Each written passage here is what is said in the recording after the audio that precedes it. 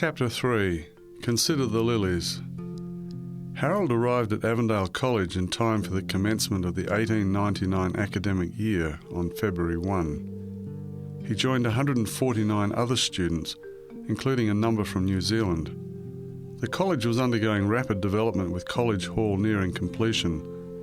The existing buildings were a large 3-storey building for boys, a 2-storey building for girls, an extensive building containing the cafeteria, kitchen and laundry, and a 2-storey building for lectures. To the east of the knoll on which the building stood was an orchard of 10 acres, established on land which was originally a tea tree swamp. Staff and students had done a great deal of the work clearing the land and draining the swamp. In early 1899 there were about 1,000 fruit trees. Vegetables were thriving and the maize was producing remarkably. Harold worked, as did the other students, on the farm and in the orchard.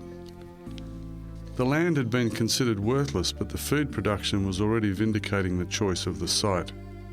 Mrs. Ellen G. White, one of the founders of the Seventh-day Adventist Church, and considered by the church to have the prophetic gift, saw the land in a vision some years previously and advised its purchase. Mrs. White, affectionately known as Sister White, was living close by at her residence, Sunnyside. She had been in Australia since 1891, travelling extensively throughout Australia and New Zealand. Harold's roommate was Thomas Sherwin, later to become the medical superintendent of the church's sanitarium and hospital in Wahroonga, Sydney. Stephen Haskell, an American, was the Bible teacher in the first 2 terms of the year. Arthur Daniels, another American and later General Conference president, was temporarily principal during 1899. The pace of development could be seen in the opening of College Hall in April and the establishment of the food factory and the health retreat later in 1899. Harold appreciated the blend of work, study and worship. He especially appreciated the chapel talks given by Sister White, which were so full of insight and practical wisdom. Her public prayers were unforgettable, and her personal interest in students inspired them with a vision of wider service. It was just the environment to bring out the best in Harold. He determined to do his very best to become a more efficient worker in God's cause. Harold enjoyed the outdoors, and growing fruit and vegetables at the college was very satisfying for him. The exercise also helped him to manage the demands of his study program. He felt that Avondale College was just the right environment for him and took delight in every opportunity for self-development. There were some financial stresses at the college early in 1899. In March, a lady in Melbourne called in a loan for £300, precipitating a crisis as funds promised from America had not arrived.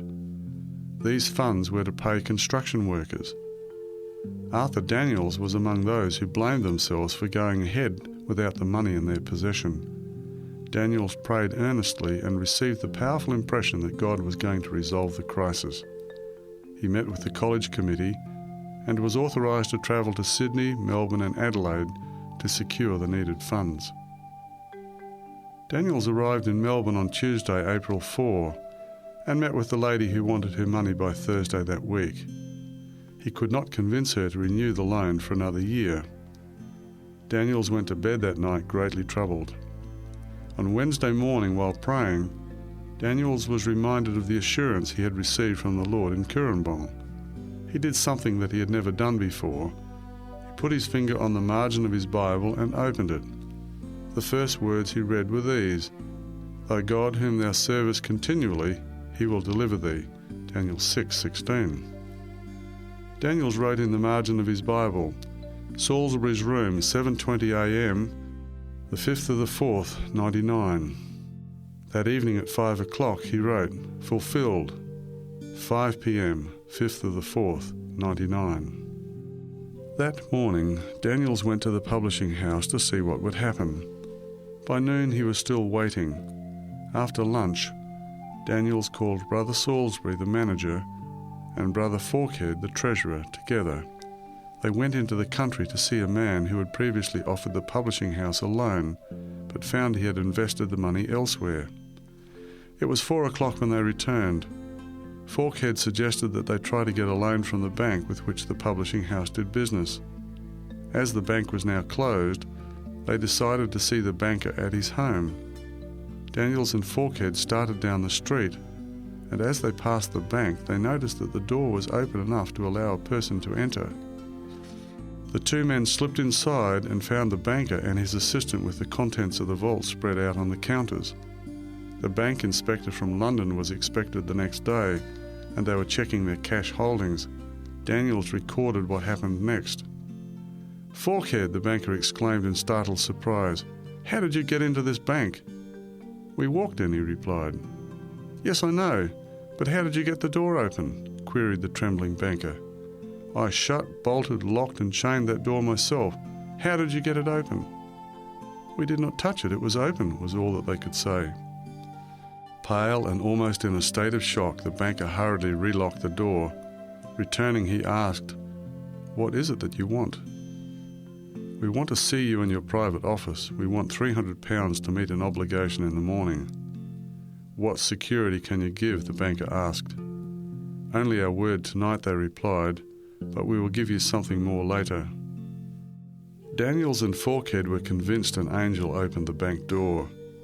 The banker was profoundly impressed, and the two men left with 300 shining sovereigns. Daniels recounted the experience in the next Sabbath morning worship service. After the service, the lady who had recalled the loan asked whether the college could still use the money and offered an extra £75. This was a good omen. The financial tide was turning for the college. Other financial crises were also resolved, and they turned out to be blessings in disguise as they encouraged a greater self-sufficiency in the Australian believers. Daniel's experience in Melbourne encouraged the staff and students at the college, and morale was high. There was a strong sense that God was leading in the affairs of the college. Harold dined with Sister White and travelled in her phaeton carriage, a light horse-drawn carriage with 4 wheels, to services in outlying villages from Cooranbong. The missionary spirit at the college was high, and Sister White often spoke at open-air tent meetings, travelling as far away as Newcastle, about 35 miles to the northeast, in her carriage. She spoke at Wallsend, west of Newcastle, and in the Newcastle suburb of Hamilton. Closer to home, she spoke at open-air meetings at Dora Creek and Martinsville. Harold heard Sister White address thousands of people. He watched people held spellbound while she addressed them. At one of her meetings, as Harold stood near the entrance of the marquee, a man remarked to another as they passed out, "Never spoke man like that woman." He witnessed hundreds dropping to the penitent position after her appeals. Harold never forgot a sermon in which Sister White held up a bunch of white lilies. After drawing attention to their purity, she referred to the soil from which they had sprung, illustrating that although we had sinned and sunk to the depths of degradation, by the grace of God we could be made as white and beautiful as the lilies. When the 1899 academic year finished on October 8, Harold returned to New Zealand and took up colporteuring again. In Christchurch in November, Harold took 78 orders for a health book, home handbook, to the value of £115 15 shillings. It was possible to purchase a house at that time for less than that amount, so an equivalent amount of money today would be in the order of many thousands of dollars. The following January, Harold colported in Nelson, New Zealand, taking 42 orders for home handbook to the value of £60, 12 shillings and sixpence. Harold returned to Avondale College for the 1900 academic year, commencing on February 1. Soon Norman was also enrolled. A few weeks later in March, Sister White was impressed that she should return to America. She dreaded giving up her pleasant home in Australia, but felt that she must. The climate in Australia suited her better than any other place she had lived, and initially she planned to return, but it was not to be. She never returned to Australia or New Zealand. On August 26, a farewell service was held in the Cooranbong Church, and 3 days later she sailed from Sydney in the SS Mona. As Sister White left Sydney, she was very much affected. She confided to her diary that she was troubled in regard to the future of the work. For 9 years her interest had been bound up in the work of the church in Australia and New Zealand, and separating from it seemed like tearing her in pieces, but she expressed confidence in those left in charge of the work at Avondale College. Sister White took with her some poignant memories. One of her talks given just before Harold arrived at Avondale College was especially significant for a Jewish man from Maitland who had a Christian wife. This man thought of moving to Cooranbong with his family so that he could send his daughter to Avondale College. He was present on the last day of the Newcastle camp meeting on January 2, 1899. In the afternoon, Sister White spoke, and it was reported that he was deeply impressed. He was also impressed with the evening discourse. After the meeting, he went home and talked with his wife late into the evening.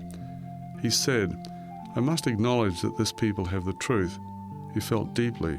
During that night, he died from heart disease. Sister White wrote prolifically in Australia. Her great work on the life of Christ, Desire of Ages, was written at Sunnyside and published in 1898. It was one of her greatest gifts to the world. Indirectly, Sister White left a wonderful legacy to the Australian people. The infant Seventh Adventist Church, with fewer than 2,000 members when Sister White left Australia, played a decisive role in the adoption of Article 116 of the Australian Constitution, which guaranteed freedom of religion in Australia. It was modelled on the Religious Liberty Amendment in the Constitution of the United States of America. A few months after Sister White left Sydney, the colonies of Australia federated. Harold, along with church members throughout Australia, felt Sister White's absence keenly. Her influence on his life was profound and would continue to be so for the remainder of his life. More than half a century later, Harold wrote, "I have read and reread many of Sister White's books. They have deeply affected me through the years, often bringing me to my knees, yes, with tears, to aim for a purer and higher life. If I had nothing more to prove her calling, the effect of reading her books would suffice. She was all she claimed to be, a messenger for God." When the academic year finished in October, Harold returned to Nelson in New Zealand and colported again during the college vacation. The demand for workers was so great that Harold did not return to Avondale College in 1901.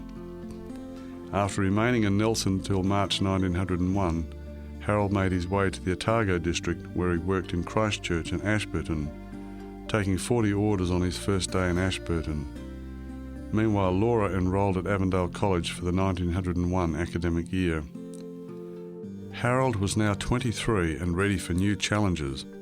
Avondale College gave him a formidable blend of motivation, knowledge and practical skill that formed the basis of his life's work in Christian ministry. That ministry was destined to be in Australia, not New Zealand.